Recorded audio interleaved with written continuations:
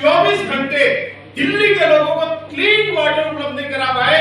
63% लोग आज ground water पर निर्भर करते हैं। जल बोर्ड 2000 करोड़ रुपए के घाटे में चला गया। 60,000 करोड़ रुपए का कर्जा दिल्ली सरकार का जल बोर्ड के ऊपर है। ये हालत आज आपने जल बोर्ड की बना दी है और दिल्ली के लोग बूंद बूंद पानी के लिए तरस रहे हैं।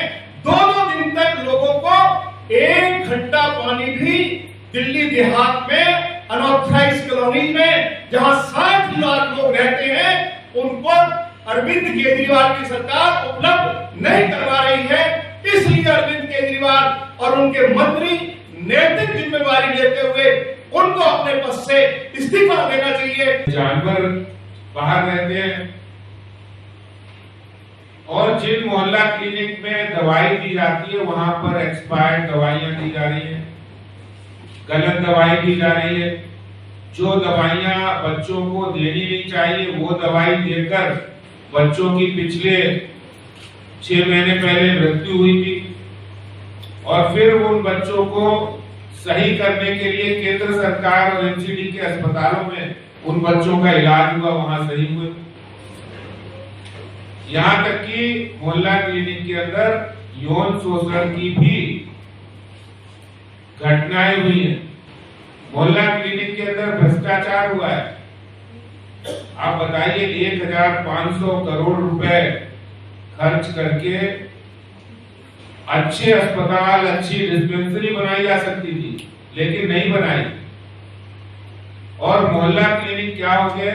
मोहल्ला क्लिनिक दिल्ली के जो मुख्यमंत्री हैं, जो महाझूठे हैं, देश के फर्जीवाल है, उनके इश्तेहार का वो अड्डा हो गया है। मोहल्ला क्लिनिक बंद पड़ा है, जानवर घूम रहे हैं और उस बंद पड़े मोहल्ला क्लिनिक पर हंसती मुस्कुराती दिल्ली के महाझूठे, देश के महाझूठे मुख्यमंत्री की तस्वीर लगी है फर्जीवाल की। तो उनके जो मोहल्ला क्लिनिक है वो मात्र एडवर्टीजमेंट का, इश्तेहार का अड्डा बन गया। पूरी दुनिया ने देखा है कि जिस समय मोहल्ला क्लिनिक में वैक्सीन लगाने की आवश्यकता थी, उस समय कोरोना के समय वैक्सीन नहीं लगी। की रिपोर्ट के मुताबिक 63% आबादी ऐसी है जहां पाइपलाइन से पानी उपलब्ध दिल्ली जल बोर्ड नहीं करवा पा रहा है। अरविंद केजरीवाल जब मुख्यमंत्री बने, दिल्ली के पास 850 एमजीडी पानी था और आज केवल 900 एमजीडी पानी है और दिल्ली को आवश्यकता है 1300 एमजीडी पानी की। अरविंद केजरीवाल दिल्ली के जब मुख्यमंत्री बने, दिल्ली जल बोर्ड 500 करोड़ रुपए मुनाफे में था। ये अरविंद केजरीवाल का स्टेटमेंट है। आज दिल्ली जल बोर्ड 60,000 करोड़ रुपया के बोझ में दबा हुआ है और हर साल 2000 करोड़ रुपए का घाटा जल बोर्ड को झेलना पड़ रहा है। अरविंद केजरीवाल ने यह कहा था कि यदि हम सत्ता में आएंगे, हम दिल्ली में टैंकर माफिया को समाप्त करेंगे। उनके शासन में टैंकर्स की संख्या 3 गुना ज्यादा बढ़ गई और टैंकर्स के ऊपर 2013 से पहले जितना पैसा खर्च होता था, आज उससे 3 गुना ज्यादा टैंकर्स के ऊपर पैसा खर्च हो रहा है। तो मैंने ये सारी जानकारी आपको दी है कि आज भी 63% लोगों को जल बोर्ड का फिल्टर वाटर उपलब्ध नहीं कराया जा रहा है। और एक बहुत ही जो हम सभी लोगों के लिए केजरीवाल ने कोई ऐसा तत्व नहीं छोड़ा जहां पर केजरीवाल ने भी घोटाला नहीं किया हो और जहां पर उन्होंने झूठ नहीं बोला। अभी आपको पानी की बात बताई रामवीर सिंह जी ने कि दिल्ली में होता क्या है कि जमुना बाग वाले सोचते हैं कि शालीमार बाग वालों को अच्छा पानी मिलेगा होगा, शालीमार बाग वाले सोचते हैं कि द्वारका में अच्छा पानी मिलेगा होगा। तो सब सोचते हैं कि जब इतना विज्ञापन हो रहा है, इतना केजरीवाल चिल्ला चिल्लाकर बोल रहे हैं, तो कहीं ना कहीं तो हो ही रहा होगा, हमको भी मिल जाएगा। ऐसी सड़क का घोटाला हुआ कि कोई भी डीटीसी बस उन्होंने नई नहीं खरीदी जिसने दावे किए, ऐसे ही शिक्षा में झूठ बोला, ऐसे ही चिकित्सा में झूठ बोला, और ऐसे ही मां यमुना के ऊपर झूठ बोला। एक तरफ भारत सरकार चाहे वो बनारस का घाट हो, चाहे काशी विश्वनाथ का घाट हो, उसको ऐसा कर देती है कि वहां से विदेशी पर्यटक भी जाकर उसकी तारीफ करता है। और दूसरी तरफ हमारी दिल्ली में एक रिवर बहती है, ये कभी किसी को एहसास नहीं होता कि दिल्ली में रिवर बहती है। हमने देखा दुनिया में कई ऐसे शहर होते हैं, कई ऐसी कैपिटल होती है जहां पर अगर रिवर होती है तो आसपास में पूरा शहर बस जाता है, और वो उसका सबसे बड़ा एक वो दर्शनीय स्थल होता है। बड़े बड़े बिल्डिंग होते हैं, शिप घूमते हैं ना। वो हमारे दिल्ली में पूर्वांचल बहनें माँ रहती हैं, उन्होंने गंदे केमिकल के पानी में वहां पर डुबकी लगाई, और जिसका दृश्य पूरे देश में और विश्व ने देखा। ये बात तय है कि अरविंद केजरीवाल कभी डुबकी नहीं लगाएगा मां यमुना में, क्योंकि वो साफ नहीं कर सकता। 2025 में भी चुनाव में वो यही कहेगा, मैं 2030 से पहले डुबकी लगाऊंगा, मगर उसने अपने डुबकी लगाने के लिए तो इंतजाम कर लिया है। उसने अपने मुख्यमंत्री आवास में 21 करोड़ रुपए का काम हो रहा है। आपको घुसने के अंदर इजाजत नहीं होगी, हमें नहीं है, मीडिया वालों को नहीं है, कोई अंदर झांक कर नहीं देख सकता क्या काम चल रहा है। स्विमिंग पूल बन रहा है, पहला मुख्यमंत्री आवास है पूरे देश में, या पहला कोई सरकारी आवास होगा जिसमें सरकार के फंड से स्विमिंग पूल बनाया जा रहा है।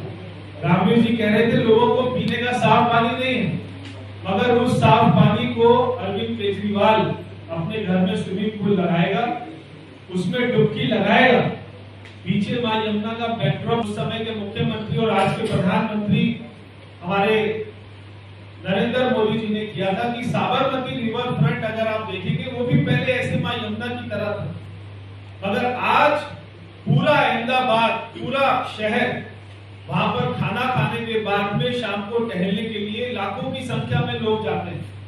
तो क्या मां यमुना के आसपास ऐसा नहीं हो सकता कि वहां पर भी रिवर फ्रंट बने और पूरा दिल्ली के 10 लाख लोग, 5 लाख लोग संडे के दिन या रात को खाना खाने के बाद उस टाइम की सरकारें उनके आवास की व्यवस्था नहीं कर पाई थी। वो मजबूरी में झुग्गी झोपड़ी के उस माहौल में रहकर अपने बच्चों के भविष्य बनाने के लिए काम कर रहे थे, रोजी रोटी कमा रहे थे। उनको आश्वासन दिया कि मैं दिल्ली में स्कूल बनने के बाद 20 कॉलेज बनाकर तुम लोगों को अच्छी शिक्षा मिलेगी तो रोजगार मिलेगा, और दिल्ली में 10 लाख रोजगार देने का मैं काम करूंगा, ये बोला उन्होंने।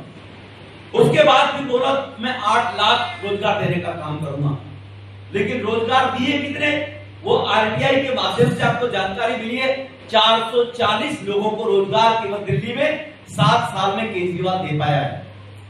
दिल्ली में रोजगार, बेरोजगार की जो प्रतिशत संख्या है वो 8.9% है, और पूरे देश में बेरोजगारी औसतन लोगों की संख्या 7.9 है। पूरे देश में 7.9 और दिल्ली में 8.9 है। ये अंतर है केजरीवाल के 15 लाख लोगों को, 10 लाख लोगों को रोजगार देने का। केजरीवाल साहब ने कहा था कि मैं लोगों को रोजगार दूंगा, लेकिन जो टीचर लगभग 15,000 बोलने के लिए, झूठ का उजागर करने के लिए ऐसे 5 मुद्दों को लेकर हम आपके बीच यहाँ हैं। चाहे दिल्ली के अंदर मोहल्ला क्लिनिक पर झूठ बोला हो, यमुना सफाई पर झूठ बोला हो, दिल्ली के घर घर में पानी पहुंचाने का वादा करके उस पर झूठ बोला हो, बेरोजगारी और रोजगार देने के मुद्दे पर झूठ बोला हो, या फिर दिल्ली के अंदर डीटीसी बसों की कमी है, इस पर झूठ बोला हो, और एक बार नहीं अनेक बार बोला है झूठ।